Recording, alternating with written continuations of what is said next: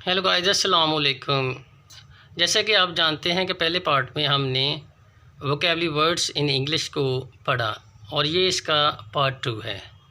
Math symbols vocabulary words यानी कि mathematical symbols in English. Mostly students in symbols को जानते हैं लेकिन इंग्लिश में कैसे पढ़ते हैं ये इल्म नहीं होता उन्हें। सो आज हम उस पर डिस्कस करते हैं।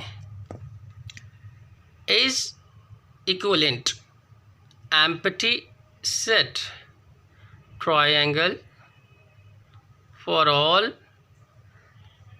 integral,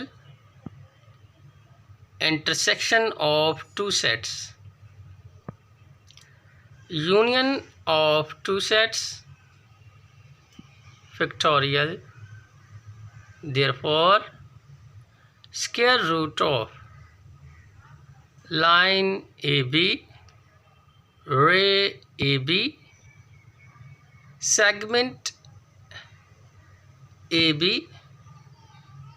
right angle, angle, braces, bracket and parenthesis।